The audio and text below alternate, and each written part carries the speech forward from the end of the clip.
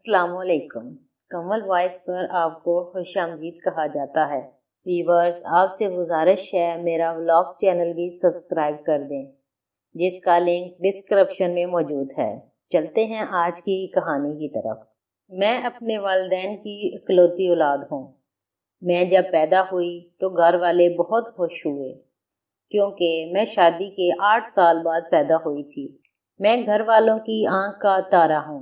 بچپن سے ہی میں بہت خوبصورت ہوں۔ گول مٹول چہرہ، اوپر سے نیلی آنکھیں، گورا رنگ اور گال ایسے سرخ جیسے قندھاری انار ہوں۔ دیکھنے والے پہلی نظر میں ہی مجھے خوبصورت پٹھانی سمجھتے ہیں۔ جب بھی کوئی مہمان ہمارے گھر آتا تو وہ مجھے ضرور گود میں اٹھاتا، کیونکہ میں بالکل گڑیا کی طرح لگتی تھی۔ جب میں 4 سال کی ہوئی تو گھر والوں نے مجھے شہر کے سب سے بہترین اسکول میں داخل کروایا۔ میں کلاس کی سب سے حسین لڑکی تھی۔ ایک تو میں حسین تھی اور اوپر سے ذہین بھی، اس لیے کلاس کی سب ٹیچرز مجھے بہت پسند کرتی تھیں۔ جب میں تیسری جماعت میں آئی تو میرے محلے کی ایک لڑکی میری کلاس میں داخل ہوئی۔ اس کا نام ثنا تھا۔ چند ہی دنوں میں ہم سہیلیاں بن گئیں اور کھیلنے کے لیے ایک دوسرے کے گھر آنے جانے لگیں۔ میں جب بھی ان کے گھر جاتی تو میں اور ثنا چھت پر کھیلا کرتی تھی۔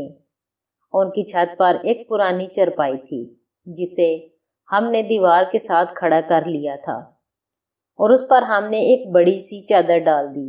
اسے چاروں طرف سے بند کر کے ایک چھوٹا سا گھر بنا دیا۔ اس گھر میں ہم اپنی گڑیوں سے کھیلا کرتی تھی۔ میری سہیلی کا بھائی بھی کبھی کبھی ہمارے ساتھ کھیلا کرتا تھا۔ وہ ثنا سے 3-4 سال بڑا تھا۔ میں ایک دن اپنی ایک کتاب وہاں اسکول میں بھول آئی تھی۔ میں گیٹ پر کھڑی پاپا کا انتظار کر رہی تھی۔ وہ مجھے لینے ابھی تک نہیں پہنچے تھے۔ اسکول کے زیادہ تر بچے جا چکے تھے۔ اچانک مجھے اپنی کتاب یاد آئی۔ میں فوراً اپنی کلاس میں گئی اور اپنی کتاب اٹھا کر کلاس سے باہر نکلی تو میری نظر سامنے 10ویں کلاس کی کھڑکی کی طرف پڑی، تو وہاں ایک لڑکا اور ایک لڑکی ایک دوسرے سے کچھ نازیبا حرکت کر رہے تھے۔ مجھے بہت عجیب سا لگا، لیکن میں وہاں رکی نہیں اور سیدھی گیٹ پر آ گئی۔ میرے پاپا اتنی دیر میں آ چکے تھے۔ میں ان کے ساتھ گھر چلی گئی، لیکن یہ واقعہ جیسے میرے ذہن پر ثبت ہو کر رہ گیا تھا۔ میں جب بھی کسی فلم میں کوئی ایسی ویسی حرکت دیکھتی تو میری فیلنگز عجیب سی ہو جاتی، لیکن میں ان کو سمجھنے سے قاصر تھی، کیونکہ بچپن کے دن تھے۔ میں اس چیز کی الف بے بھی نہیں جانتی تھی۔ ایسے ہی 3-4 سال گزر گئے، لیکن ہماری ایک دوسرے کے گھر جا کر کھیلنے والی عادت نہیں بدلی۔ ایک دن ہم نے اپنی گڑیا کی شادی کی۔ ہم جب بھی نئی گڑیا خریدا کرتی تو ان کی آپس میں شادی ضرور کرتی تھی۔ شادی والے دن ہم کیک، پیسٹری وغیرہ ثنا کے بھائی سے ہی منگواتی تھی۔ اس طرح وہ بھی شادی میں شریک ہو جاتا تھا۔ اس کی عمر تقریباً 15 سال ہو چکی تھی اور میں بھی اس وقت 12 سال کی ہو چکی تھی۔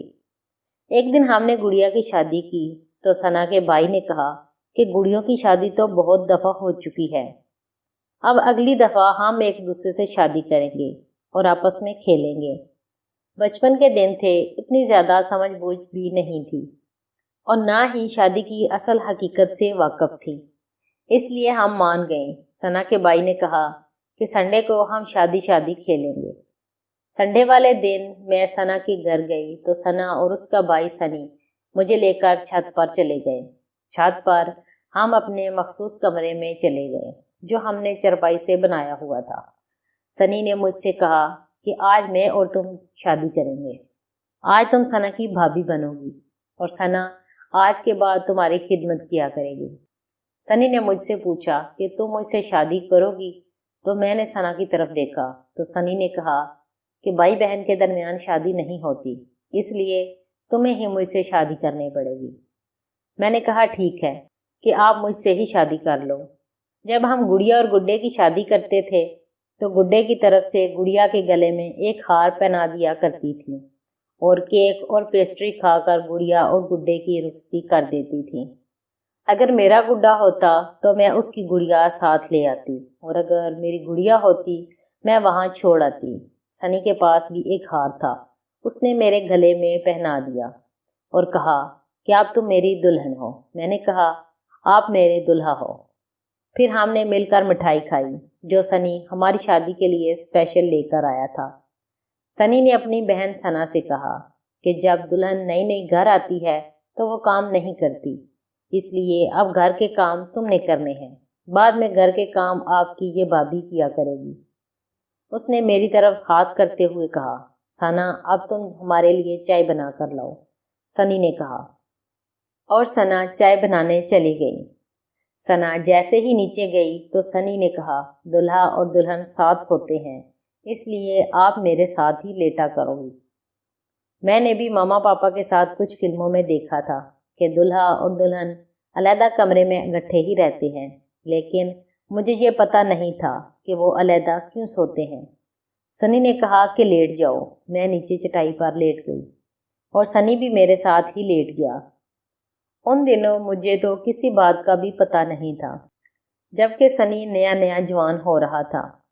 اس نے لڑکوں سے شادی کے متعلق باتیں سنی ہوئی تھیں کہ مرد اور عورت کا تعلق کس قسم کا ہوتا ہے اور وہ کیا کیا کرتے ہیں۔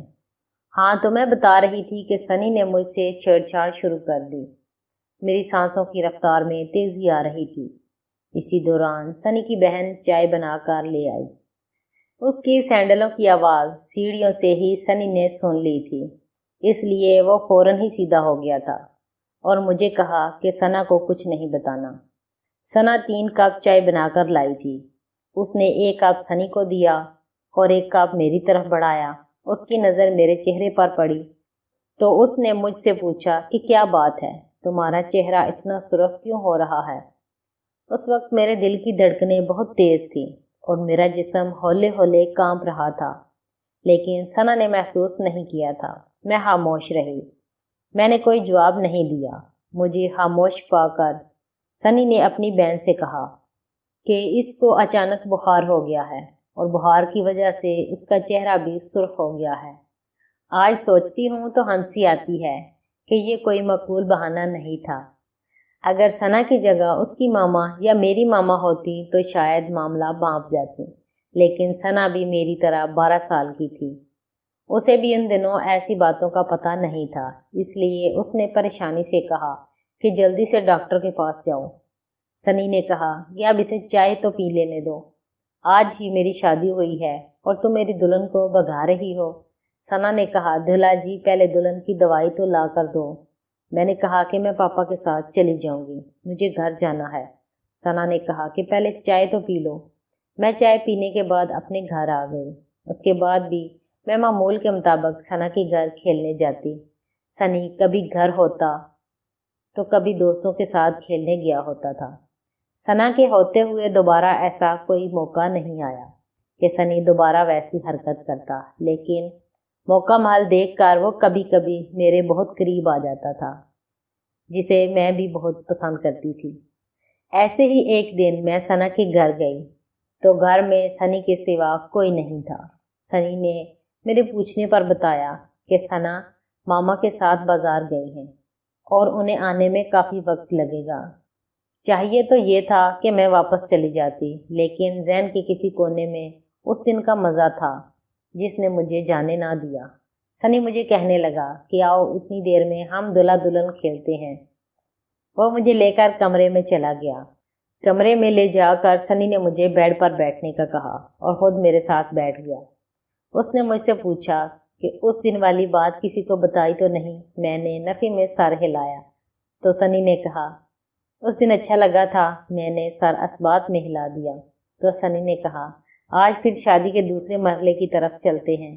میں خاموش رہی تو سنی نے مجھے وہاں ہی بیڈ پر لٹا لیا اور خود بھی میرے ساتھ لیٹ گیا اور پھر ہم ساری حدیں عبور کرتے گئے۔ اس نئی دنیا سے میں صرف 12 سال کی عمر میں ہی آشنا ہو گئی تھی۔ میری زندگی کا یہ پہلا تجربہ تھا۔ میرے پاپا اور ماما کے ہاں میرا کوئی جوڑ نہیں تھا۔ جب میں بڑی ہوئی تو سنی نے ثنا سے مجھ سے شادی کی خواہش کا اظہار کیا تھا۔ ثنا نے مجھ سے پوچھا تو میں نے بھی اعتراض نہیں کیا، اور پھر ثنا کے ماما پاپا نے میرے ماما پاپا سے میرا رشتہ مانگا اور پھر 20 سال کی عمر میں میری سنی سے شادی ہو گئی۔ خواتین و حضرات، آپ نے اخبارات میں پڑھا ہوگا کہ 5 سالہ بچی سے زیادتی، کبھی 10 سالہ بچی سے زیادتی اور کبھی 12 سالہ بچے سے زیادتی۔ اس کی بہت ساری وجوہات ہیں، لیکن سب سے اہم وجہ والدین ہیں جو اپنے بچوں پر صحیح سے توجہ نہیں دیتے۔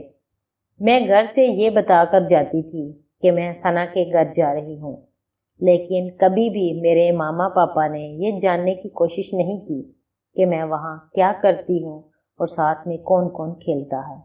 امید ہے ویورز آپ کو میری کہانی اچھی لگی ہوگی۔ اگر اچھی لگی ہے تو میرے چینل کو سبسکرائب کریں، کہانی کو لائک کریں، شیئر کریں۔